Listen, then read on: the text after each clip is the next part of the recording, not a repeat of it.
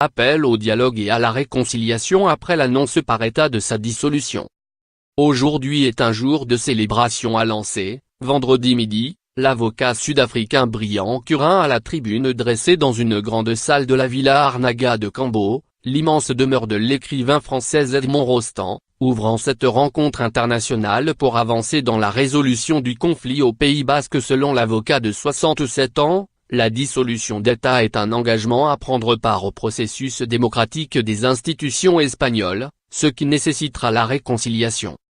État a annoncé jeudi sa dissolution et la fin de toute activité politique, un an après avoir remis ses armes aux autorités, 7 ans après avoir proclamé la fin de son action armée et près de 60 ans après sa naissance, en 1959.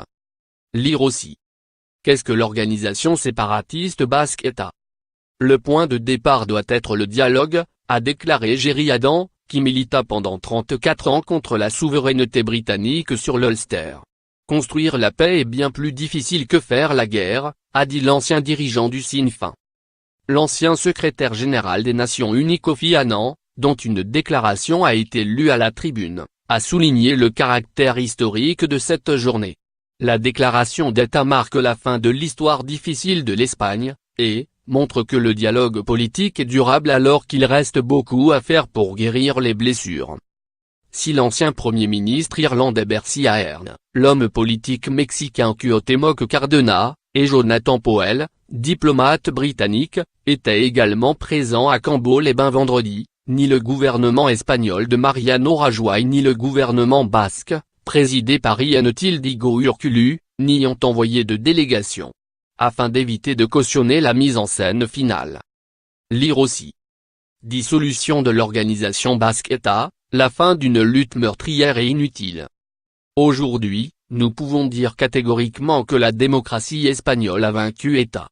État disparaît, mais les dégâts causés ne disparaissent pas plus que la douleur irréparable qu'elle a semée tant de fois, a déclaré M.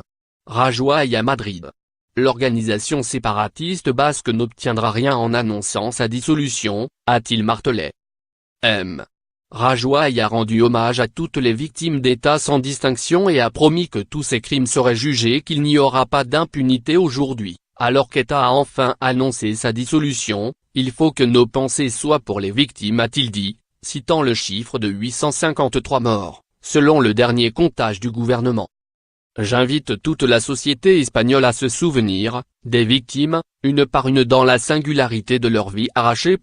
Ce n'est pas une statistique, ce sont des personnes, a ajouté M. Rajoy. Le collectif des victimes du terrorisme, Covid, a exigé qu'État condamne la terreur et cesse de rendre des hommages publics à ses militants quand ils sortent de prison.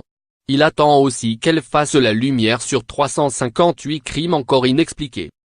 Selon les experts, l'organisation comptait, à la veille de sa dissolution, moins d'une vingtaine de membres. Le gros de ses troupes se trouve en prison, près de 230 détenus en Espagne, une cinquantaine en France.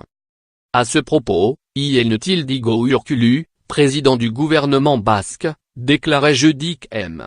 Rajoy est sensible à la question de la fin de la politique de dispersion appliquée aux prisonniers étarras détenus dans des établissements pénitentiaires éloignés du Pays basque. Il a reconnu qu'il travaille, avec le gouvernement espagnol pour le rapprochement des prisonniers d'État dans des prisons à proximité du Pays basque.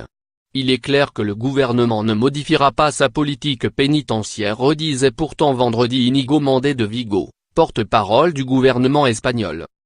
L'Union européenne s'est félicitée vendredi de la décision d'État de mettre fin à toutes ses activités et de s'autodissoudre, en soulignant qu'il n'y a pas de place dans l'UE pour le terrorisme, les armes et les fusils. Lire aussi. Souffrance et douleur sont le seul bilan d'État.